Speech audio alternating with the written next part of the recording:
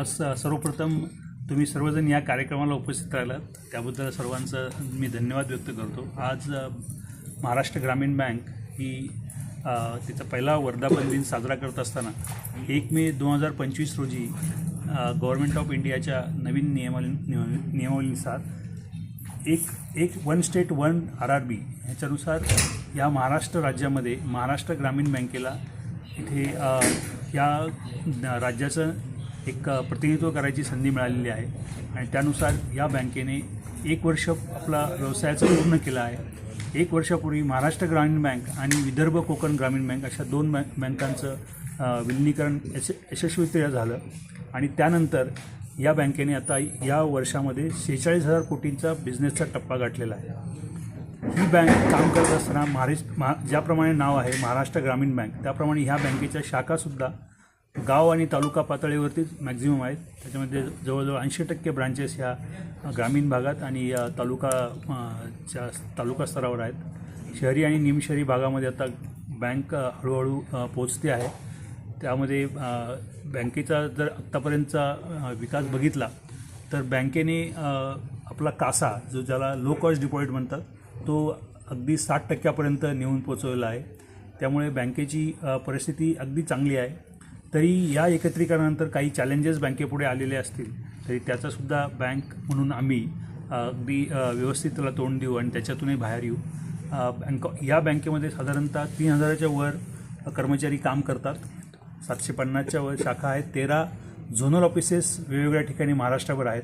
काही जिल्ह्यांमध्ये आम्ही अजून पोचायचो आहे. त्याच्यामध्ये प्रामुख्याने मुंबई शहराचा भाग राहिलेला आहे. त्यासाठी आम्ही प्रयत्न करत आहोत आणि येत्या वर्षामध्ये जास्तीत जास्त शाखा या काही ठराविक भागामध्ये उघडण्याचा आमचा मानस आहे आणि ह्या बँकेला एक वेगळ्या उंचीवरती नेण्याचा आम्ही सर्व टॉप मॅनेजमेंट म्हणून प्रयत्न करू.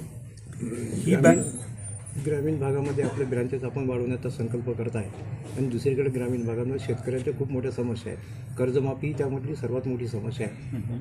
शेतकऱ्यांना आपण कशा पद्धतीने मदत करणार आहे याबद्दल मी तुम्हाला सांगू इच्छितो की जेव्हा गव्हर्नमेंटनी कर्जमाफीची घोषणा केली किंवा पीक कर्ज वाटपासंदर्भात काही नियमावली दिल्या त्या बँकेने अतिशय तत्परतेने पाळल्या आहेत. त्याचप्रमाणे आत्ताही सध्या कर्जमाफीच्या बातमीबद्दल किंवा सरकारचा जो मानस आहे त्याच्याबद्दल चर्चा सुरू असताना आम्ही आमच्या शाखांना तसे निर्देश दिलेले आहेत की ज्या शेतकऱ्यांना जास्तीत जास्त रिन्युअल करता येईल त्यांनाही आम्ही संधी देत आहोत. त्यासाठी आम्ही काही ठराविक स्कीमसुद्धा आमच्या ब्रांचेस थ्रू राबवत आहोत. पण तरीही जेव्हा केव्हा गव्हर्नमेंट महाराष्ट्र आपल्या कर्जमाफीबद्दल त्यांच्या जे काही पॅरामीटर्स असतील त्याच्याबद्दल एकदा पूर्णपणे निर्णय घेईल त्यावेळेस पूर्णपणे बँक त्यांच्या नियमावलींचं पालन करून शेतकऱ्यांना त्यांचा लाभ मिळवून देईल. शासनाच्या सर्व स्कीमचा सुरू आहेत का आपल्या बँकेत? हो, शासनाच्या केंद्र सरकारच्या ज्या काही स्कीम आहेत त्याही बँकेमध्ये पूर्णपणे सुरू आहेत आणि त्याचा रिव्ह्यू नाबार्ड आणि DFS मार्फत वेळोवेळी घेतला जातो आणि त्यामध्ये बँक अतिशय चांगल्या पद्धतीने काम करत आहे. त्याचबरोबर ज्या काही गव्हर्नमेंट ऑफ महाराष्ट्राच्या स्कीम्स आहेत त्या SLBC मार्फत त्याचा रिव्ह्यू घेतला जातो. त्याही स्कीम ज्या मग CMEGP असेल किंवा आणखीन कुठल्या योजना असतील त्या सर्व योजनांचा बँक लाभ आपल्या पूर्णपणे सर्व ग्राहकांपर्यंत पोहोचवत आहे. डॉक्टर स्पेशल कर्ज हे प्रकार नाही समजलं नवीन. डॉक्टर स्पेशल काही ज्या कर्ज योजना आहेत त्या काही प्रोफेशनल लोकांसाठी आम्ही बनवत असतो. ज्याच्यामध्ये जसं डॉक्टर स्पेशल ही स्कीम आहे. त्यामुळे डॉक्टर लोकांना जे काही त्यांना कर्जपुरवठा लागतो त्यामध्ये काही ठराविक जर त्यांच्या टर्म लोन किंवा इक्विपमेंट फायनान्स असेल किंवा अशा काही गोष्टी असतील म्हणजे त्यांना आपलं हॉस्पिटल सुरू करत असताना काही ठराविक मुदत कर्ज लागत असेल तर त्या सर्व स्कीम्स या योजनेअंतर्गत येतात. म्हणून ही डॉक्टर स्पेशल अशी स्कीम याला नाव दिलेलं आहे. मोबाईल बँकिंगच्या संदर्भामध्ये मोबाईल बँकिंग असताना आमचे GMIT तुम्हाला सांगतील. नमस्कार, मी विजय मानकर, GMIT महाराष्ट्र ग्रामीण बँक.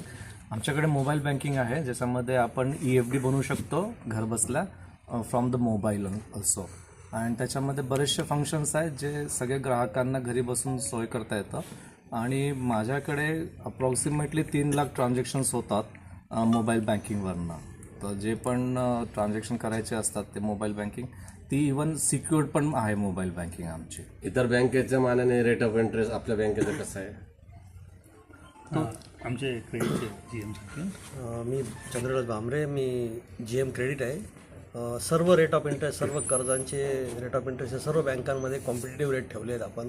कारण जी समाजात जी कॉम्पिटिशन चालते आणि ज्यामध्ये राष्ट्रीयकृत बँका वगैरे ज्या काही रेट ऑफ इंटरेस्ट देतात त्याचप्रमाणे आपण ग्रामीण बँकेचे तसेच रेट ऑफ इंटरेस्ट ठेवतो, जेणेकरून ग्राहकांना त्या कमी व्याजदराचा फायदा होईल व ते जास्तीत जास्त चांगले प्रकारे त्यांचा व्यवसाय उद्योगधंदा करू शकतील व त्यातून नफा कमवू शकतील. त्यामुळे रेट ऑफ इंटरेस्ट कर्जाचे असो किंवा डिपॉझिटचे असो पूर्णपणे कॉम्पिटिटिव्ह आहे. सोनं महाग होत आहे आणि त्या स्कीमबद्दल काय म्हणाल सोन्याच्या फंडिंगसाठी?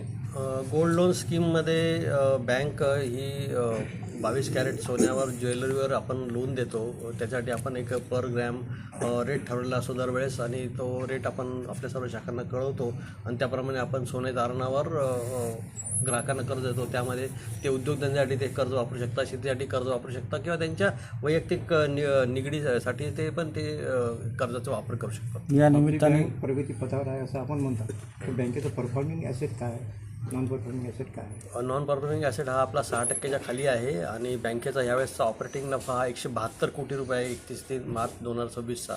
तसंच बँकेचा CRR रेशो हा 9.72% आहे. जो रिझर्व्ह बँकेचा जो मिनिमम 9% आहे तो आपण क्रॉस करून दरवर्षी आपण तो मेंटेन करतो आहे आणि त्याबद्दल म्हणजे सर्वांनी म्हणजे नाबार्ड RBIने आपलं चांगलंच कौतुक केलेलं आहे. गृहकर्जाच्या संदर्भामध्ये काय सांगायचं? गृहकर्जामध्ये पण आपण सर्व प्रकारचे गृहकर्ज येतो, ज्याच्यामध्ये प्लॉट खरेदी असेल, घर बांधकाम असेल, बंगला बांधकाम असेल, फ्लॅट खरेदी असेल, जुनं घराचं खरेदी असेल किंवा एखादं लोन टेकओव्हर असेल, अशा प्रत्येक प्रकारचं गृहकर्ज आपण देतो आणि अतिशय कॉम्पिटिटिव्ह रेटमध्ये. म्हणजे आपला जो कमीत कमी रेट आहे आता 7.35% रेट आहे, जो आता इतर बँकांच्या बरोबरीने रेट आहे. त्यामुळे आपण अतिशय चांगल्या पद्धतीने कमीत कमी याच्यात चालतो आणि आपला जो टॅट आहे हा फक्त 3 दिवसांचा आहे. म्हणजे 3 दिवसाचा आपण त्यांना गृहकर्ज मंजूर करून देतो. सर, आर्थिक विकास महामंडळाच्या फायली आपल्याकडे होतात का कर्जाच्या? सर्व प्रकारच्या, जसं सरांनी सांगितलं, महाराष्ट्र शासनाच्या जेवढ्या पण गव्हर्नमेंटच्या स्कीम्स आहेत ज्यामध्ये आर्थिक विकास महामंडळाची स्कीम आहे त्या सर्व योजना आपण राबवतो. त्याचं SLBC मार्फत आपल्याला उद्दिष्ट येतं बँके ॲज अ होल आणि आपण ते पूर्ण जिल्ह्यांमध्ये वाटप करून त्याच्याप्रमाणे ते उद्दिष्ट आपण साध्य करत असतो. आणि शासनाचे भरपूर बक्षिसं आपल्या बँकेला मिळत असतात. जसं आता ह्या वर्षी पण आम्हाला प्रधानमंत्री जीवन ज्योती विमा योजना, प्रधानमंत्री सुरक्षा विमा योजना, अटल पेन्शन योजना ह्या तिन्ही बक्षिसं मिळाले. तसेच ॲग्रिकल्चर इन्फ्रास्ट्रक्चर फंड हा जी केंद्र शासनाची योजना आहे त्याच्यामध्ये पण आपल्याला माननीय कृषी मंत्री केंद्र सरकार यांच्या हस्ते बक्षीस मिळालं, पहिलं बक्षीस मिळालेलं आपल्याला. शेवटचा प्रश्न, आपल्या बँकेला ग्राहकांनी निवड करावी याबद्दल आपलं काय आव्हान करावं?